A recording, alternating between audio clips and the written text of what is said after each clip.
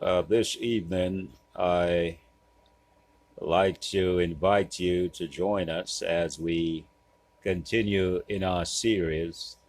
Last evening, we talked about the message in capsule form was, Where is Elijah? We continue that message, and the message today in capsule form is, Go tell my Lord Ahab, Elijah is here. And as we look at this very interesting and intriguing story written thousands of years ago, I want you to recognize yourself in the story because the analogy is so clear and so powerful.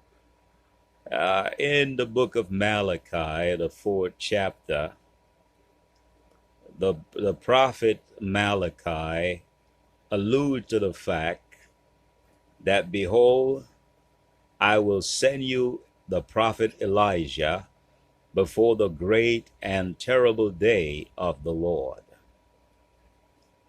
The great and terrible day of the Lord, and he shall turn the heart of the fathers to the children, and the heart of the children to their fathers, lest I come and smite the earth with a curse. That's what the prophet Malachi alluded to. He also talked about the day that will come and that will burn as an oven. So this has eschatological importance. In other words, driven from the Greek word eschaton, meaning loss. This story also carries within it last days events relevant to the time in which you and I are now living. In the book of 1 Kings 17, the challenge went out. Elijah met with Ahab after Obadiah's introduction, and he spoke with Ahab and he said, Go, tell all the prophets of Baal to gather at Mount Carmel, and let the God that answer by fire, let him be God in Israel. The man of God challenged the prophets of Baal and the prophets of the grove and the prophets that het at Jezebel's table. Now, what relevance or what importance does that have for us today, living in the 21st century?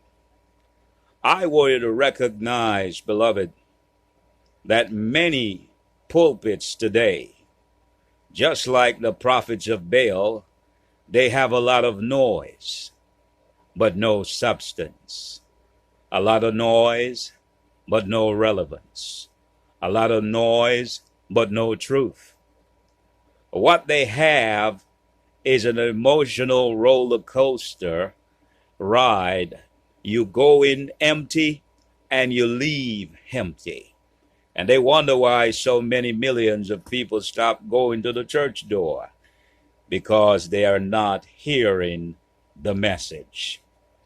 I want to understand that if the Bible is being preached, or the Bible is used in the pulpit today, if Jesus Christ is being exalted, then many people will come to the church. But when I look at the statistics recently, it says only 15% of all clergy in America believe that the Bible is the pure, inerrant truth of God. 15%. That's a tiny minority. Only 15% of all preachers believe that the Bible is the Word of God. No wonder they don't use it. What you hear